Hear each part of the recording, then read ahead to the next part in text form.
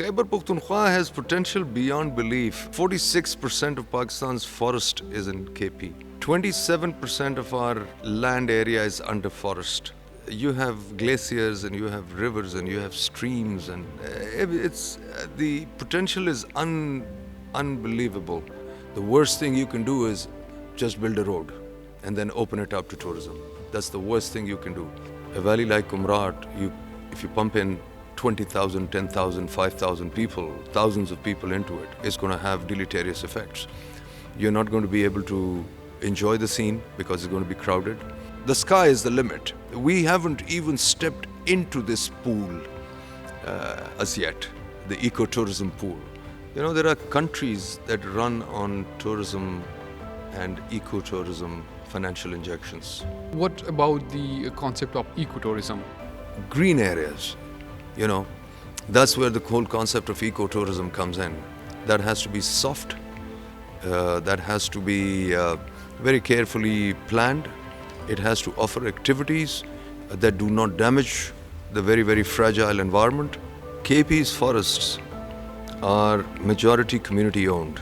92% of KP's forests are community owned, okay, but managed by the government. Project like carbon credit projects. That's also, the biggest opportunity we have in Khyber Pakhtunkhwa. We're just about to complete a study carried out by the SEED for us. And we have, our initial calculations show us that we have a $66 million carbon credit pool that we can exploit. When I went to Kumrat and I had a dialogue with the communities, we asked them, said, do you wish 10,000 people there who are going to be spending almost nothing except for having lunch and dinner? Or do you want, let's say, 1,000 people who are going to bring in far more financial injection into the valley? Act local, think global, So local wisdom is at the heart of any activity you want to take in a certain area. They know about things. I mean, maybe we found out through science that we should have trees and they will preserve the glacier. It happens because they balance the temperature. But the locals know that.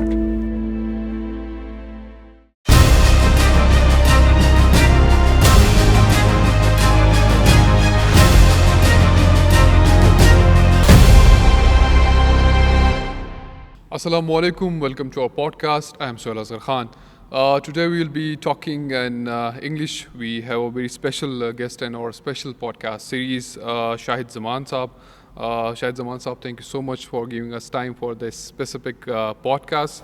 Thank you. You are a secretary for the Forest and Wildlife for Khyber Pakhtunkhwa, and you have been in service from last 25 years.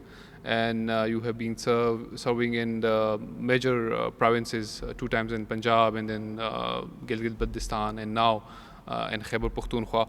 So we just want to talk about the tourism and the tourism sector challenges in Khyber Pakhtunkhwa. So how do you see the recent challenges in the tourism sectors of Khyber Pakhtunkhwa, specifically the overgrown destinations, the sites, and the overpopulated sites? That is directly affecting the environment and the biodiversity. So how do you see these challenges in the tourism sector? Okay, firstly, thank you very much for inviting me. This is a very important question. See, the thing is, we have to realize one thing. We are a country with a very large population. Right. And a large proportion of that population has also, alhamdulillah, become economically prosperous. And when sections of population become prosperous, obviously they work and they like to take a break. When they take a break, they like to go into places which will give them reprieve, either from the weather, hot summers, or a change. Everybody's looking for a change. So what's happening in our environment is that if you take the Pakistani context, the KP offers the majority of those places where people would like to come to. So we get a lot of people coming in from the Punjab. Obviously, they're welcomed. We get a lot of local KP residents going up into the hills, and so on and so forth. The numbers are humongous. They're huge. Those numbers obviously put a lot of pressure on those very, very precarious environments. Those environments those locales, those locations, let's say Kumrat, Galiat, other valleys of Swat or Dir or etc. These are very vulnerable to any kind of pressures being put on them. So for example, what are some of the pressures? You build hotels, you bring concrete. You build roads, you bring concrete, asphalt. You bring cars, you bring CO2. All of that, has a very, very deep environmental impact. Right. So what do you need to do? Well, there are 2 or 3 ways. I mean, I'll put it in a simplistic fashion. The subject is, of course, far deeper than just this, but if one were to point out off the cuff a few pointers, what would they be? You need some deep level of planning. Right. The valleys can only take so many people. Beyond that, there's sewage, there's water effluent, there is heat coming in from concrete, as we just pointed out. That has a lot of effect on the local microclimate. So the snows get affected, the rains get affected, the waters get polluted. What do you do with the garbage, etc., etc.? And of course, what do you do with the fact that you put so much concrete into a valley like Kumrat? How do you manage that, etc., etc.? So a very deep level of planning is required. So we basically misunderstood the concept of tourism, and we just have the mindset to build a road to specific destination and you can promote the tourism. And now you see some of the destinations, you don't find any, nature connecting places. There you can go, you can sit with the river, you cannot, go to the overcrowded places. Yeah. So how do you see the lack of policies in the past, the lack of laws, the understanding of the tourism? See, the thing is, there's no lack of policy. The policy is there. There's no lack of laws. The laws are there.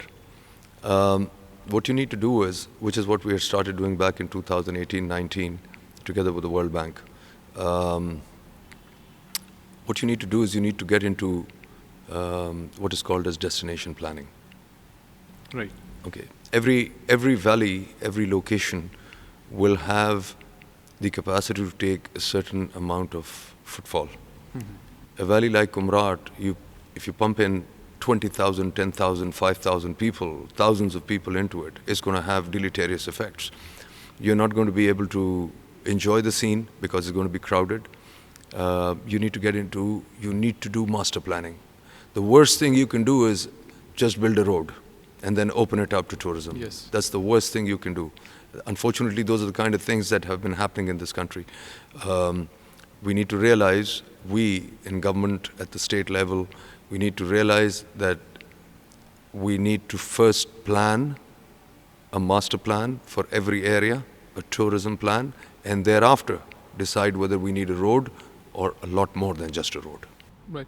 So what about the concept of ecotourism? What basically it is, if you can tell us and elaborate it in the specific sections or give us some examples that we can really understand the concept of ecotourism.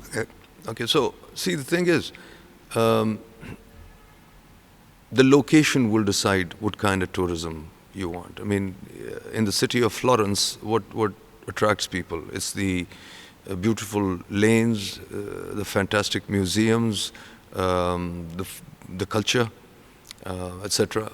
Rome will decide on the basis of its history, etc., etc.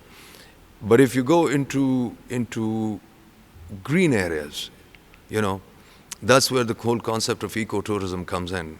That has to be soft. That has to be very carefully planned. It has to offer activities that do not damage the very, very fragile environment. There'll be places you will not take your cars. There'll be places, that have to be hydrocarbon free. Then you'll have to decide on how many people can be accommodated within a certain valley, as we just discussed. The kind of activities that can happen, the kind of architecture that can go into that place.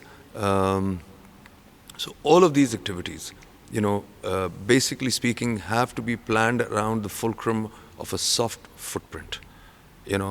If you if you're going to take noise there, and you're going to take garbage there, and you're going to take badly designed buildings there with concrete and so on and so forth, a time will come, ultimately, the local environment will pay very dearly for it. Your water is going to get polluted, your forests are going to get affected, your glaciers, which are melting very fast, by the way, the heat from the hydrocarbons, that's going to affect the glaciers, So you have to really balance it out very, very carefully. And it also affecting the local communities. Oh, sure. And that's really important that, 90% of the forest in the whole world are with the endangered communities. And we need to understand them. They are the real people that conserve this environment for us. So how do you see that ecotourism can really help to rebuild these communities and to give them a proper economy that can also protect the environment and also promote the tourism? So I'll give you two examples. Something that I'm involved with myself, and the KP government has initiated these steps. Small steps have been taken, bigger steps are required. So I'll give you the example of Kumrat Valley. Right. Okay, so on the Kumrat front, what we've done is we've made a working group. The working group consists of the Forest Department being in the lead, and other allied departments that are connected to Kumrat in one form or another, including political representatives. We're all part of that, and we brought the World Bank into it. Okay? Okay. Now, we formed a similar working group for the Kalash valleys. All right? These have been formed lately, and we still have to work out the dynamics and semantics of how we're going to move forward.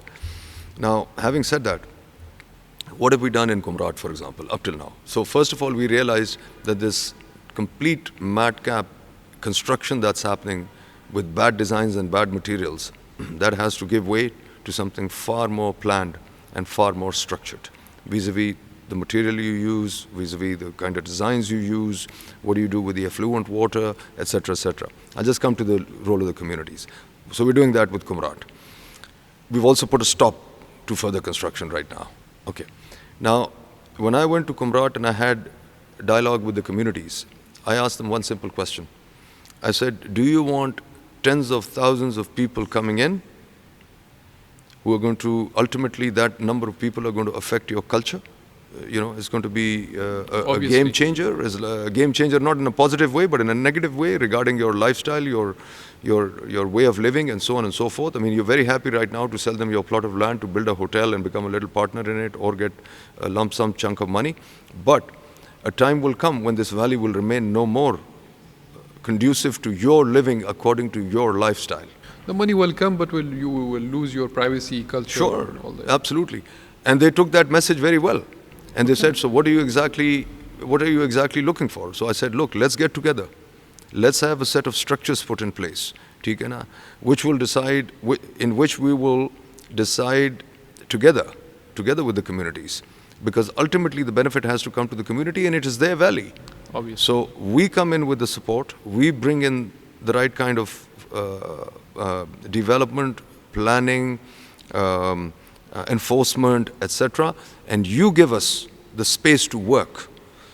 And it's very simple. I said, basically the way we discussed it with them was, and this is for Kumrat and allied valleys around it. Okay. We asked them, we said, do you wish 10,000 people there who are going to be spending almost nothing except for having lunch and dinner and, that hotel room that they're staying in with nothing else to do? Right. Or do you want, let's say, 1,000 people, who are going to bring in far more financial injection into the valley, which will obviously belong to the people than that injection of finances? Do you want fewer people with a softer footprint but a higher injection of financial resources into the valley? Or do you want 10,000 people, let's say, more people but less injection, and negatively affecting your long-term culture and your environment? Right. So the choice is with them. And these people took that message very well. So I think what we need to do is we need to take this message to more people. And let's see how much success we gain inshallah, in Kumrat and allied valleys. Some of the allied valleys people are very, very keen. Everybody wants tourism to come in because they know the amount of financial support that the communities get from that. But obviously the communities are not they're not connected to the outside world in the manner in which we are, or the World Bank, of course, is, or, So what we need to do is each has a role to play. We bring in the planning part, we bring in the vision part, we discuss it with them, we take them on board, and they're pretty much willing to come on board. As a matter of fact, very willing to come on board. It's all about the approach you Sure. had towards the Sure. communities, and obviously convincing communities in Pakistan to just avoid the short way and come up with the longer plan. It's a very difficult task to do, but we have also seen the similar examples in Chitral when we were talking about the conservation of Markhor. And that community will reserve the Markhor across the Chitral, and now the Markhor has growth enormously, and it's a tourist site, and also the wildlife has also conserved, and this is the very good example while talking about the eco-friendly tourism. Yes. See, the thing is, before I directly come to your question, number one, it's not at all difficult to talk to the communities. You just have Okay. to gain their trust. Right. Okay. All my life, in all my 25 years, what have we been doing? The district administration's one of the main themes of your job when you're out in the rural areas is to keep the communities on board. So if you know how to talk to them, if you know how to speak their language, if you know how to look after them, take care of them, and be straightforward with them, they're as human as we are. Obviously. And you make it worth their while, they're ready to talk to you. I just gave you the example of Kumrat. They readily decided to come on board. And we are going to honestly deal with them. This Right. is something they understood, that we are doing it for their own long-term good. That's number one. Secondly, if you want to, I'll just come to the Markhor example and other such fantastic initiatives that have been taken in Pakistan that a lot of people around the world don't know about. See, the thing is, if you want to see good ecotourism activity going on, you can see it in East Africa, Southern Africa, Southwestern Africa, Namibia, Botswana, etc., etc. You look at Nepal, you look at Sri Lanka, India, some fantastic. I mean, they're just, all these countries, African and South Asian, they have just gone way beyond where we stand today. I mean, if we are going to catch, it'll take us a decade and a half or 2 decades to catch up with where they stand today. Okay, so we're speaking to Nepalese and we're speaking to the Sri Lankans and some countries in Africa from where we're going to take expertise. That's number one. Now, if you look at the Markhor question was very simple. Okay, some very smart people back in the 90s realized that this goat, which the locals are hunting for meat, if you make it worth their while, I don't exactly recall right now how much the first Markhor and Ibex permit was sold for, but it's probably in the thousands. Back in 93, 94, or something to that effect in Gilgit and KP. This year we sold one permit. This year we garnered more than $1 million over 10 Markhor hunts for the community, and 80% of that is for the communities.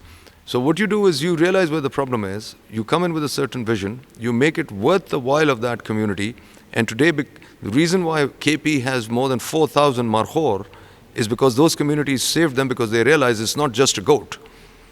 It's a very high value resident of that area, which hunting is tourism also. So this is hunting tourism, then we can add camera-based wildlife watching to it, we can add trekking to it, we can add jeep safaris to it, etc., etc.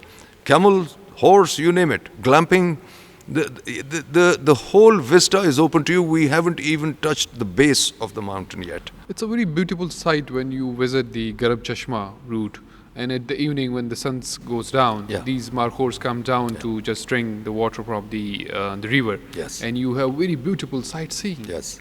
When I first go there, I've seen it. That's really happening in Pakistan. That someone has set this beautiful example. Yeah. Yeah. So how do we see such example in other parts of the Khyber Pakhtunkhwa? Okay, so what we're doing right now is we're working on 2 or 3 fronts. Of course, we work together with the communities. That's the strength of the KPE program or the GB program, even the Punjab program. So which is actually very unique. I was just in the US for this huge big Safari Club International hunting convention, and our program is very, very unique. And the reason why it is so popular with international hunters is because when they realize that 80% of that money goes to the communities, the poor communities, it makes them feel as if they're contributing to a community's welfare. Okay, so so what we're doing is we've got the Markhor. We have expanded the Markhor program. Secondly, we brought in the IBEX program. It has started this year. We're bringing in what is called as the Goral program. We're starting that, inshallah, at the end of this year. So that's 2 more programs added. Then the third and most fascinating program that's going to, inshallah, happen is, and all of this will ultimately lead into good ecotourism activities also, not just hunting activity. So we're bringing in a carnivore program, a carnivore research program, which will involve communities and international, people who want to be part of that program. It's quite unique actually. The Snow Leopard Foundation is part of that. So that's another one that we are launching as of July, inshallah. We will be launching that. So then today I had my meetings with the International Crane Foundation yesterday and today, and we're bringing in a crane conservation program, and all of these can be put up for ecotourism. I mean, if in the Indian state of Rajasthan, they have tens of thousands of cranes coming in, as we do too. From Iran and Afghanistan, they cross over into Pakistan and then they go into India. And there are these villages which protect them, look after them, and feed them. And it's become a complete ecotourism craze. I mean, people by the thousands come to watch these tens of thousands of cranes being fed by local villagers. Yeah. So you can do similar things. Nepal and India have this program of snow leopard watching. Okay. Yeah. Why can't we do that? Yes, definitely. Okay, we can do. Africa has this whole wildlife watching safaris. Why can't we do that? And we have some endangered species in Khyber Pakhtunkhwa. Sure. Black bears and a lot of. Sure. We have black bear, we have brown bear, we have lynx, we have ibex, markhor, goral, you name it, pheasants. It's unbelievably rich. And the Chitral example is a very best example that I've seen bridges being built on that amount. True. School being built True. on that amount that covers from the trophy hunting. Yeah. And the most important site was the watcher being set on the different locations that you've been watching these markhor, that it should be not harmed or killed and anything else. And we hope to see that such projects will also start in Sawat and other districts. Oh, they have already. Okay. Yeah, we have. It's already happening in Chitral and Kohistan. We're spreading it more in Kohistan. We've done studies on and taken local communities on board for about 6 different conservancies and game reserves in Kohistan. Then Swat, especially the Mankyal area, we're going to add that to it at the end of this year. Inshallah, we will add Dir to it. So that's going to happen. We're going to add areas in Hazara, Bir, and then in Alai we will add areas to it. We've done all the studies. Okay. Inshallah, by the end of this year, those will start also. Protected areas will be declared. Communities will be taken on board. So it's spreading. It's spreading. Recently, I've heard about the black bears in some valleys of the Kalam. Some valleys of where? In Kalam. Yeah. If we talk about the Bahudan area and some similar to that, that the climate change has also affect the wildlife. And now these black bears doesn't go for the hibernation; they awake for the whole year, and it was quite a very difficult for me to understand that the whole cycle is disturbed because of the climate change events of these animals, and how much it need to be protected. Absolutely. See, the thing is, first and foremost, what you need is research. We've almost got we're very low on research. Okay, so that's why we brought in the carnivore research program. That's the first and foremost thing we need to do: studies and research, local research, and then having global bodies with us. So that's why we brought the Snow Leopard Foundation on board. That's why we brought the International Crane Foundation on board.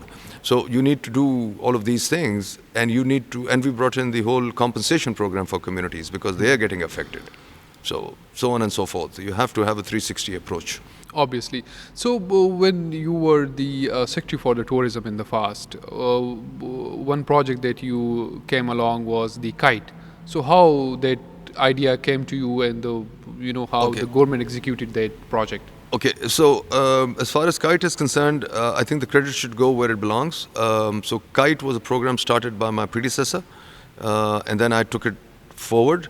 I think my contribution and the Director of Antiquities, Dr. Samad, his contribution, so mine and his joint contribution was that we brought the whole antiquities sector into the KITE program, which was not then part of it. Okay. And then I was there, until I was there as secretary, we unrolled it and we took it forward, but thereafter I left. Okay. So other people would know far more about where KITE stands and how KITE has been enrolled after 2000, end of 18, which is when I left. But yes, KITE has done some very, very interesting work. One is the whole idea of the tourism zones, ITZs, the ITZs. integrated The tourism second zones. fantastic thing is, I think this is not my contribution, but Dr. Samad's contribution. You can see the museum has changed, and so much Yeah. else has happened on the antiquities front. Yeah. I think that's something really fantastic, because the antiquities sector in Pakistan, which is at the heart of tourism. I mean, how does Rome get its tourists? For antiquities. How does Florence get its tourists? For antiquities. Right.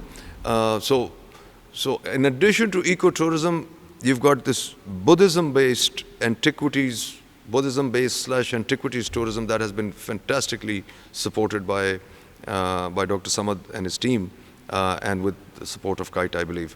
So KITE, in all, in my understanding, has had some positive contribution. So how do you see an ecotourism has more opportunities, if we're talking about the livelihoods than the traditional tourism? Because it gives you the trek adventure, tour operators, tour guide, then the wildlife seeing activity.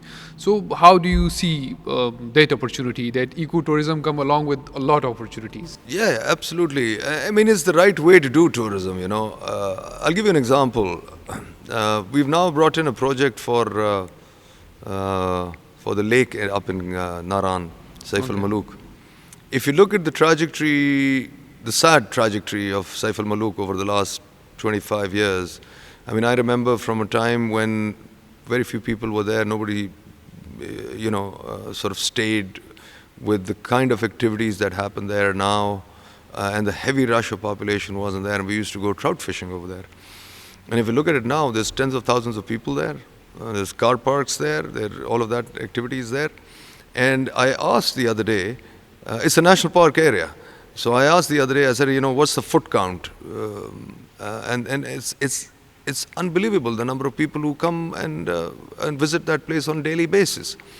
So, but what do they do? Mostly, they come and they're interested in having a meal. Obviously, it's a beautiful environment. Little do they know how the environment is getting affected, but even if they know, they can't really help it. We have to design it better. So, if you were to give it an ecotourism touch, there's so many activities that you can add to it. Not just a little jeep ride going up, sitting down, and having, tikka kadai or something like that. There's hundreds of things that you can do, which will not only help the local livelihoods in a far deeper manner, but it will have a far more salubrious effect on the environment. Which is what needs to be done, which is now what we intend to do through this project that we're bringing in. We misunderstood the tourism, specifically when the people come from across the Pakistan to a specific tourist destinations. So what ecotourism come along is to the education, to educate people. See, the thing is, I don't want to be taken wrong. When I say things have to be managed, and that it's better to have 500 people than 10,000 people. Okay. I don't really mean to say that we need to drive the people away. That's not what I mean. We need the people, because tourism runs on the tourists who are going to come. It's just that you have to, we talk a lot about educating the tourists, but I think what we need to start talking is planning for the tourists. That's the fundamental task. I mean, you can't sit down and educate each and every human being who's coming into your tourism areas. If you plan it properly and you give them the right opportunity, the right activities, and that in itself will have an educative effect. You know what I mean? Yeah. You see, so we're always talking about let's educate the public, let's educate the tourists, let's educate this, but there is no planning activity going on. And I'm not blaming anyone, the tourism sector or the tourism operators or the tourism ministry or anything. I'm not blaming that. I've been tourism secretary as well, you know, and all I'm saying is that we as a society have to realize that we have to get into the planning activity. And that planning activity will itself drive the whole sector into a more educated environment, you know, rather than, you know, holding the finger of every tourist and trying to tell him what to do, what not to do. Just create the right environment and people will follow it. How do you see the Kailash community and the preservation and conservations of different projects that have been taking place by the KP government? So how do you see the need of preserve that community? Okay, so you know, the Kailash community, in my understanding, has an advantage over, let's say, somebody like some of the Dir communities or some of the Swat communities, because there's been for over 4 or 5 decades now, there's been a lot of international attention being given to the Kailash communities. They are obviously a very unique community. Obviously. So there was the Greek government coming in with their support, and there's been all this other kind of support that's been coming in. And even today, there's still a lot of, to my understanding, there's still a lot of focus going on, you know, on the Kailash community, and for the right reasons, you know. But what one would really like is that maybe, if not the same level of attention, a certain modicum proportion of that level of support may be given to some of the other communities, because some of the other valleys and communities are as vulnerable as the Kailash valleys are. So, like, for example, Kumrat, you know, is extremely vulnerable, you know, and there are many valleys like Kumrat. Kumrat is only one of the famous ones, you know. Obviously, if we talk about Kalam, you know, the seasonal migration is now converted to the permanent migration because of the no infrastructure and, you know, the climate change events, the floods, the people are leaving their areas. Yeah. So it's obviously there with the different communities in Khyber Pakhtunkhwa. Absolutely. I mean, maybe we can take the Kailash example as a prototype, and we can start applying it to some of the other valleys. You know, which includes valleys in Dir, valleys in Kohistan, valleys in Swat, and other areas. They're all vulnerable to climate, to local environments, to over presence of tourists. You know, tourists can be a blessing, or tourism can be a disaster also. Obviously, you know. But in the case of Chitral, we have been seeing a lot of improvement by building, you know, a specific museum there, you know, build up rescue stations there, you know, and also some training sessions have been conducted, and also taking about the local communities on different projects. And now, you know, people are taking, you know, control of different, you know, things that have been wrongly doing in the past. So, what can be the future of ecotourism, if we talk about specifically, and what kind of economic potential it can bring back to the province and the overall country? You know, there are countries that run on tourism and ecotourism financial injections. Kenya, Tanzania, a large proportion of the revenue that South Africa, and look at the amount of business that brings. I'll give you one example. So the sky is the limit. We haven't even stepped into this pool as yet, the ecotourism pool. Okay, and Pakistani tourists can be as accepting of ecotourism. They're looking for opportunities. We just have to give it to them. So I'll give you one example. Tanzania, you know, I mean, you just look at it, and it's unbelievable the amount of revenue that that country earns from ecotourism through its national parks. So what we are now trying to do is, and as a matter of fact, it was today in my meetings once again, we're looking for experts on national park management, especially ecotourism management, and we're speaking to people in Nepal. We're speaking to people in Africa. We're speaking to people in Sri Lanka because they have some fantastic programs of how they run their ecotourism activities. And that's really great. Recently, I saw a video of my friend visiting Singapore.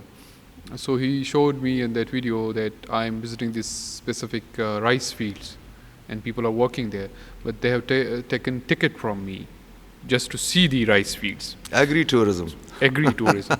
To see the impact of it, Yeah. that we do have, in Sawat we do have peaches. Yeah. The most popular, Yeah. 80% of the land is covered by the peaches.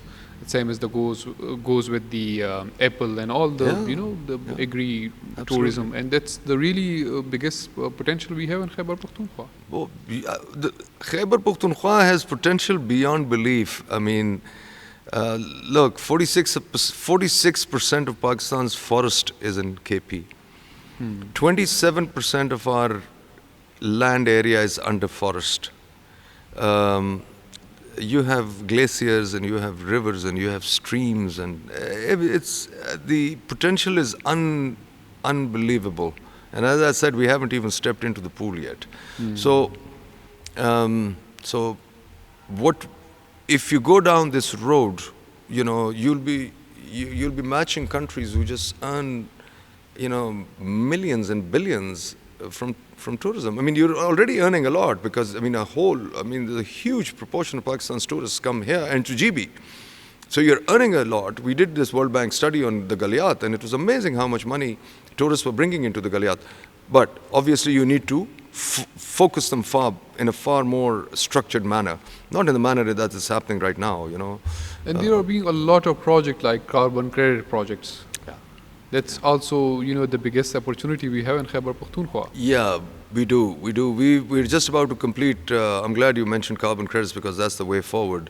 We're just about to complete a study carried out by the SEED for us. And we have, our initial calculations show us that we have a $66 million carbon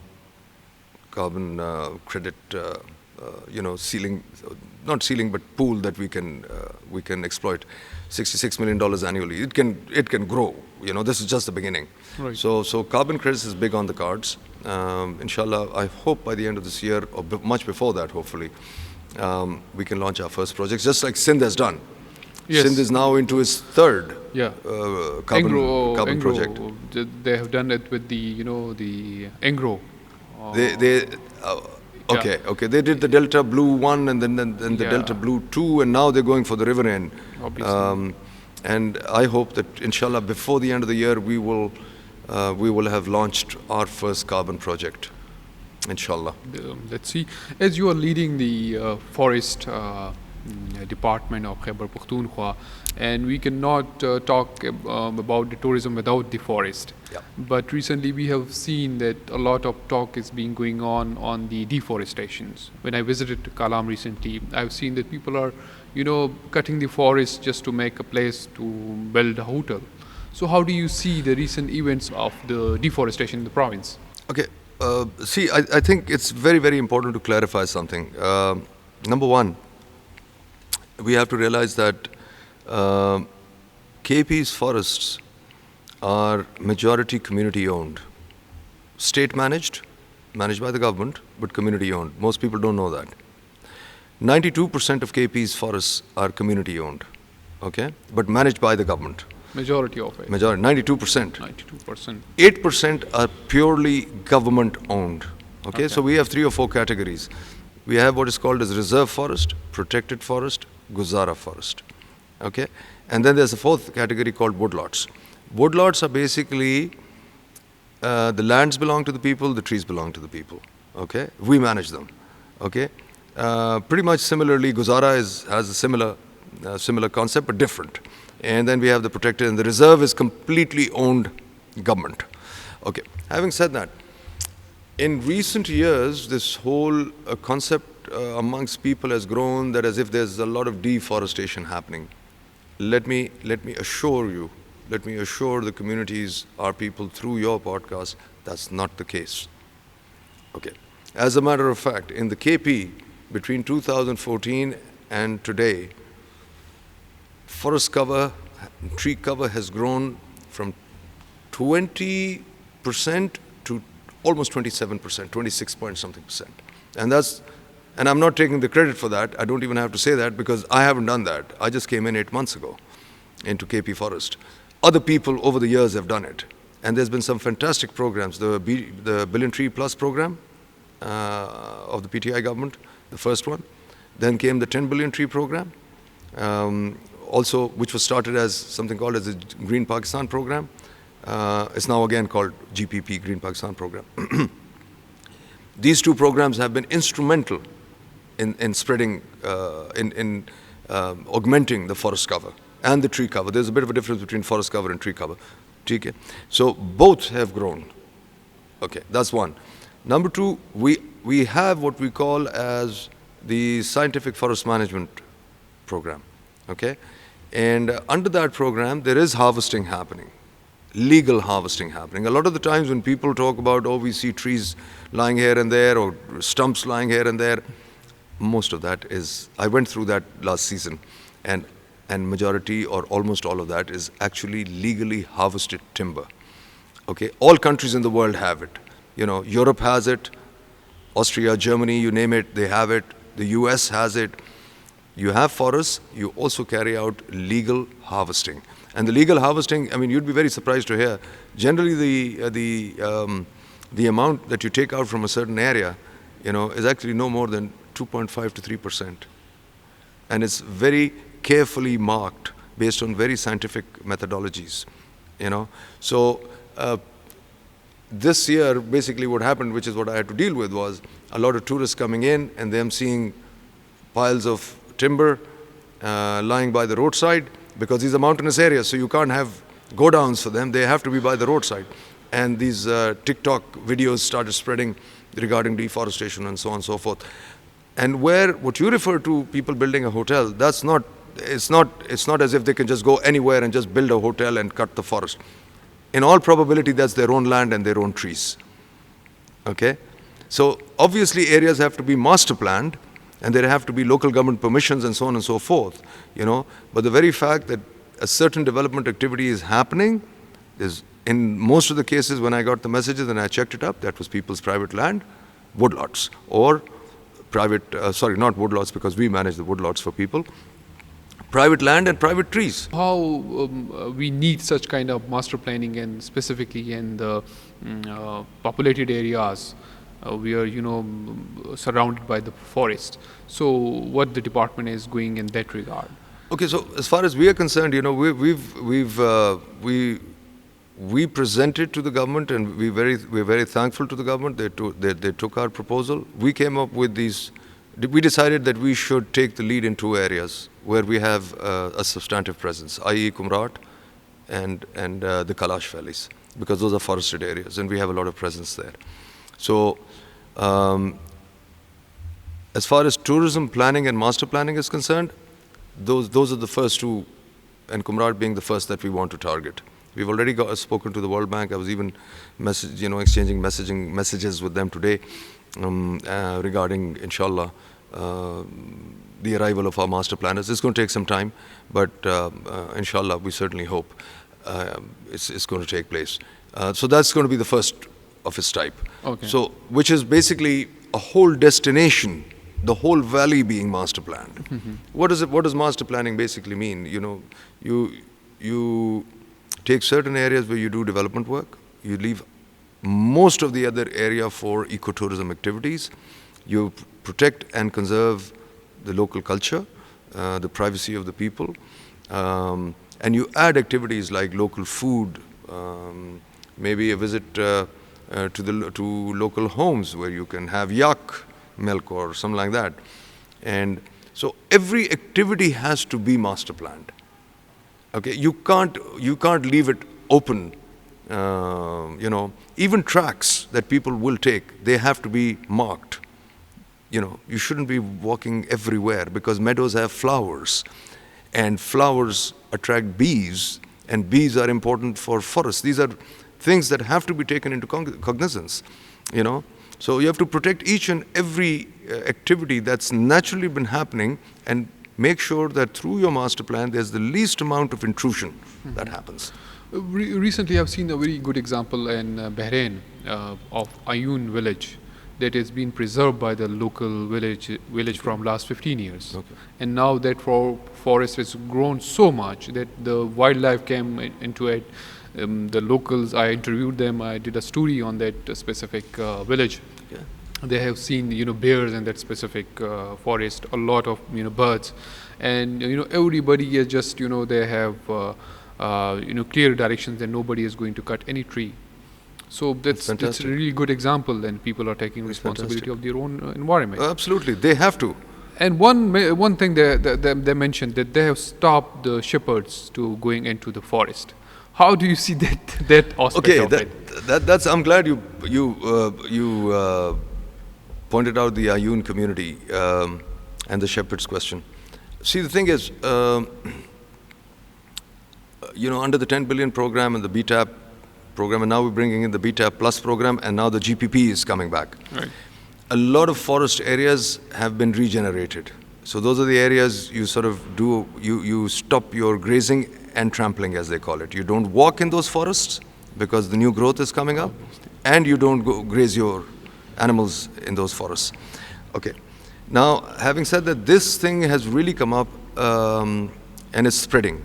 The graziers being set aside, sort of not being allowed by the local communities into the forest areas, because regeneration of forest depends on stopping the grazing. Obviously. In the initial days. For the initial days means that's actually several years. Right. We're talking 4 or 5 years. You don't graze over there. There are communities in Chitral that have done it. They've done it because they want to have the markhor and the ibex, and not the graziers. And especially not the external graziers coming in. Okay. We know of communities, and we have worked with them. We have supported them. We know of Chitral communities that have actually reduced the number of goats in their homes to 3. They say they don't want to have more because they want to have the ibex. There are communities that don't want mining in their activity, in their valleys, because they want the markhor to be protected. So a lot of awareness has come in because people saw losing their natural heritage. This is part of the local communities' natural heritage. And how do you see the indigenous knowledge helping, preserving that specific area? Because we sometimes talk about, coming up with the scientific approach of the things, but we avoid the local knowledge, wisdom to conserve that.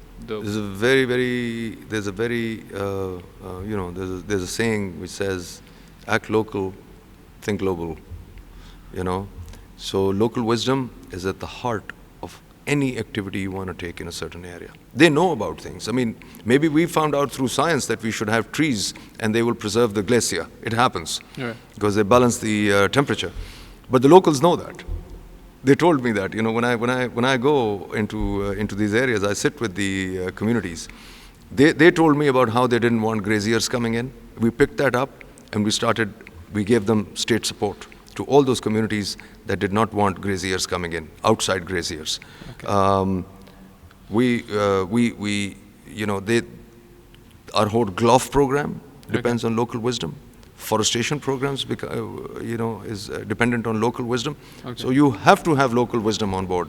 Otherwise, you will not be able to achieve optimal results. And same is the case with the climate change events.